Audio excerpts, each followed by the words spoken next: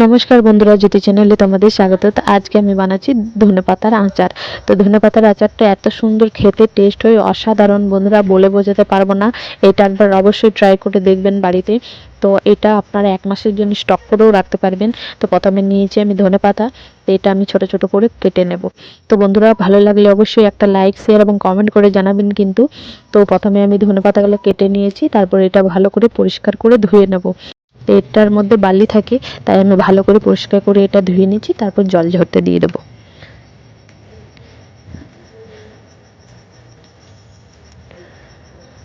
তো দেখুন বন্ধুরা, কতটা নোংরা বেরিয়েছে এবং বালি তলায় বসে গেছে।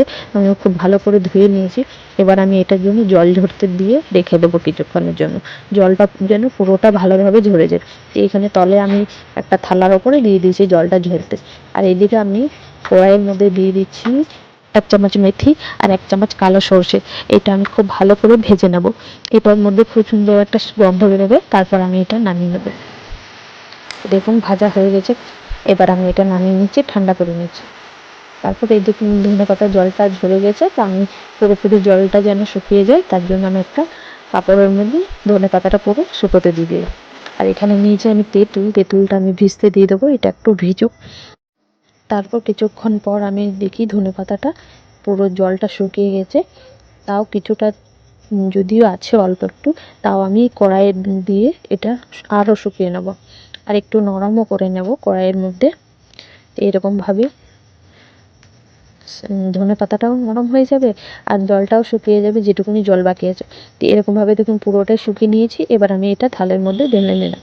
তারপর এরকমভাবে চারিদিকে একটু ছিটিয়ে দিচ্ছি যেন এটা ঠান্ডা হয়ে যায়। তারপর এটা আমি মিক্সিতে পেস্ট বানিয়ে নেব। তো এই দেখুন তেঁতুলটাও ভিজে গেছে।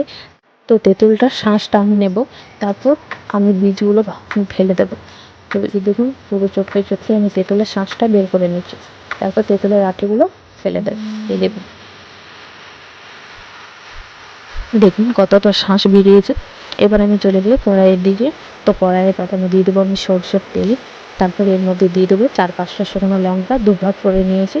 আর দিয়ে দেবো এর মধ্যে আমি 1 চামচ পাঁচফোড়ন, 1 চামচ গোটা জিরে, 1 চামচ মেথি, 1 চামচ কালো সরষে, আর দিয়ে দেবো একটা গোটা রসুন। এটা আমি থেতো করে নিয়েছি। তারপরে এটা ভালো করে আমি ভেজে নেব, রসুনটা যেন কাঁচা না থাকে। তারপর রসুনটা দেখুন ভাজা হয়ে গেছে। এবার এর মধ্যে দিয়ে দেবো 1 চামচ ঝাল লঙ্কার গুঁড়ো, আর দিয়ে দিলাম 1 চামচ চিনি। তারপর মিক্স করে এর মধ্যে দিয়ে দিলাম তেঁতুলের শাঁসটা।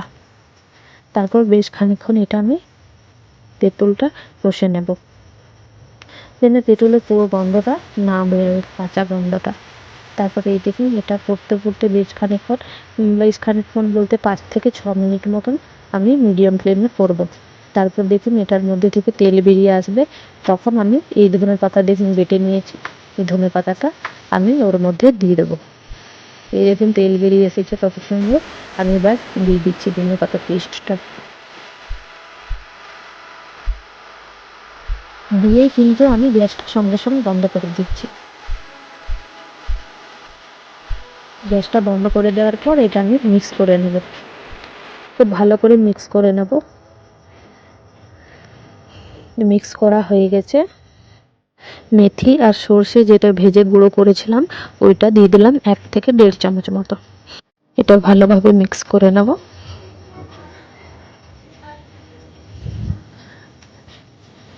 মিক্স করা হয়ে গেছে। এবার আমি এর মধ্যে দিয়ে দেবো স্বাদ মতো নুন। এখন এটা গরম আছে, তো নুনটা ভালোভাবে মিক্স হয়ে যাবে, এটার সঙ্গে মিশে যাবে। তো এবার এটা ভালো করে মিক্স করে দিচ্ছি। মিক্স করে নেওয়ার পর আমি এটা কিছুক্ষণের জন্য ঠান্ডা হতে রেখে দেবো। তো এই দেখুন বন্ধুরা, ঠান্ডা হয়ে গেছে। আমি এটা একটা কাঁচের বয়ামের মধ্যে স্টোর করে রেখে দিচ্ছি। তো বন্ধুরা, ভিডিওটা কেমন লাগলো প্রথম থেকে শেষ অবধি অবশ্যই একটা লাইক, শেয়ার এবং কমেন্ট করে জানাবেন যে কেমন হয়েছে। আপনারাও অবশ্যই ট্রাই করে দেখবেন বাড়িতে। তো বন্ধুরা, ভালো লাগলে অবশ্যই একটা লাইক, শেয়ার এবং কমেন্ট করে জানাবেন যে কেমন হয়েছে। আর আজকের মতো ভিডিওটা এখানেই বন্ধ করছি। সবাই ভালো থেকো, সুস্থ থেকো এবং আমার নতুন নতুন ভিডিও দেখতে থেকো। টাটা।